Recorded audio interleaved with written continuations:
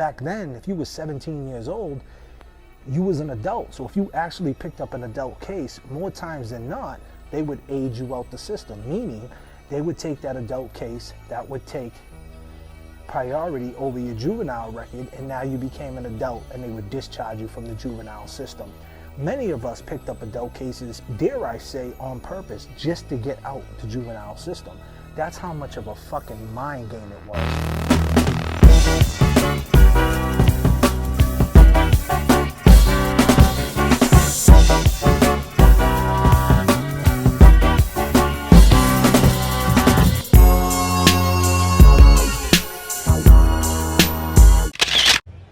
Any intro's cool. Let's get them involved. You ready?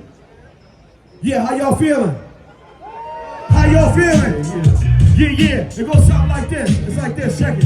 Yo, when I say life is, y'all say special. Life is.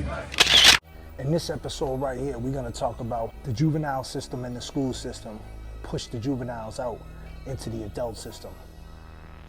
When you have teachers knowing that you're a DYS kid, and every move you make inside school, if you're late, skipping class, I'm gonna call your caseworker. We didn't grow up with dads, so moms, when she got mad, I'm gonna call your caseworker. And I think punishment is the wrong construct.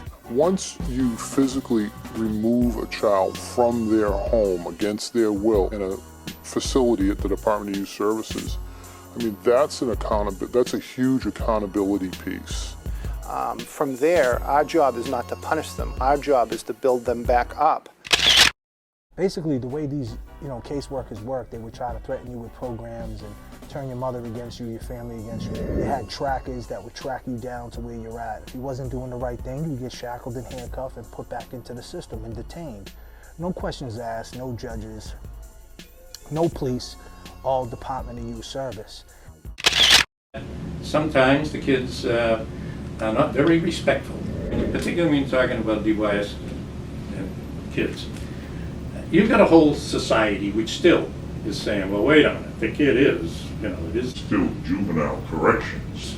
So he is in that. So he's got that kind of an image anyway. And I've heard staff say it over the years, after all we've done for you, you could do this to us, you ran away, you this, you that.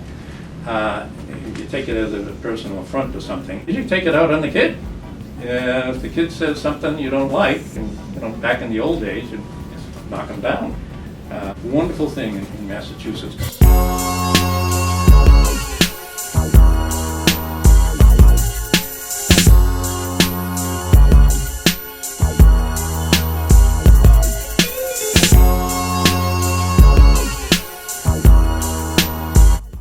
Girls are more likely to be runaways, for instance, than boys. And we like to think that they're running from something most of the time as opposed to something. Chances are you got pushed through junior high with DYS credits, and now you're in high school. Some of us went to alternative schools. And everybody in the high school, all the teachers, staff, even the kids know you're a DYS kid, right? You have that image now, just like the commissioner was saying. So you've been dealing with this type of mental abuse this whole time. If you come off a certain way, we're gonna call your casework and get you up out of this school.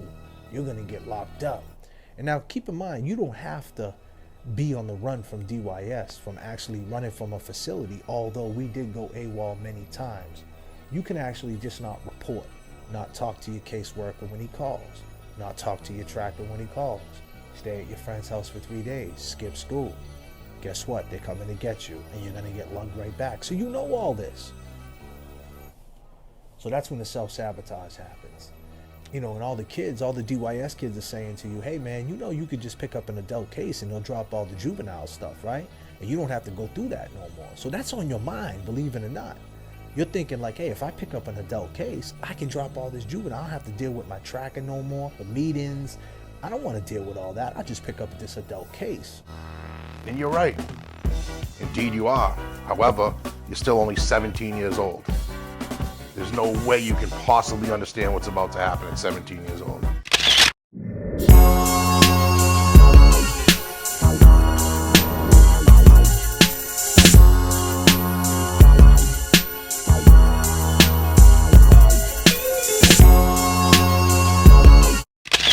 But I believe we should have a 3-tier system.